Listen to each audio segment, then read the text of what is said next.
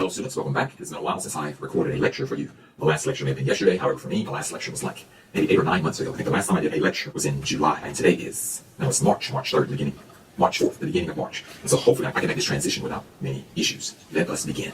In this series of lectures, we're discussing the functions of the circulatory system. We identified 3 functions: transport, protection, and regulation. We've covered transport and protection.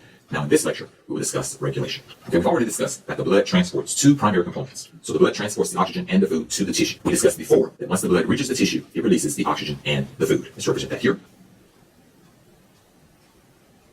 So that is represented here. Once the blood reaches the tissue, the oxygen and the food are released into the tissue. However, things are not quite this simple. The oxygen and the food don't enter the tissue alone. The oxygen and the food are carried within fluid. So let's represent that here. So I'm going to undo that. And we're going to represent the fluid here. And so here we have our oxygen and food within the tissue. So when oxygen and the food are moved to the blood, it's carried within the fluid. And once in the tissue, the oxygen and food are released from the fluid. If the situation were to remain as it is shown here, we would have a problem. If the tissue continued to accumulate fluid, we will have the problem of edema. Additionally, if there were no mechanisms in place for the blood to regain this fluid, we will have a decrease in blood volume and a subsequent decrease in blood pressure. Let's indicate those here. Next, we'll describe what the blood does to get this fluid back. The circulatory system has a unique mechanism in order to regain this tissue fluid.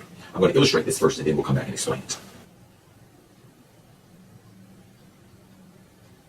So illustrated here is what the blood does to regain this fluid. There are proteins within the blood that actually work to suck the fluid from the tissue or extract the fluid from the tissue to put it back into the blood. And so let's show the result of this.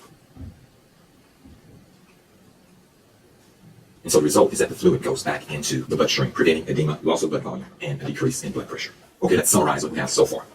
The blood transports the oxygen and the food to the tissue.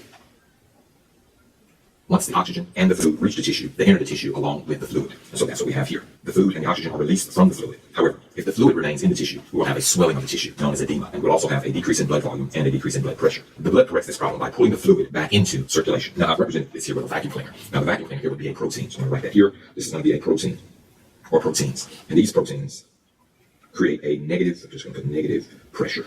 And that negative pressure sucks the fluid back into circulation. That negative pressure is called the colloid osmotic pressure. That colloid osmotic pressure is responsible for pulling the fluid back into circulation. There are several proteins involved in creating this colloid osmotic pressure, but the primary protein is albumin. Albumin. I'm going to put that one here. We'll talk about albumin more later. And so albumin is responsible for creating the colloid osmotic pressure, which pulls the fluid back into the bloodstream. If you have a low concentration of these blood proteins, then your tissues will become swollen with fluid, and this is known as edema. This occurs in areas where the natives have a low protein diet or suffer from malnutrition. And shown here in the last step is going to be the corrected situation. So let's put all of our arrows here. So we have the first arrow, the second arrow, and the third arrow. And so this completes regulation. And this is the regulation of tissue fluid volume. So let's click that one here, of tissue fluid volume. So this completes our discussion of the function of regulation, the regulation of tissue fluid volume. So we've covered the function of transport and its 5 components. We've covered the function of protection and its 3 components. And lastly, we've covered the function of regulation and its 1 component. Remember, for all of these, there are more than the number of components that are shown. We're just covering a select few. And so this completes our series of lectures on the functions of the circulatory system. I hope that you learned a lot.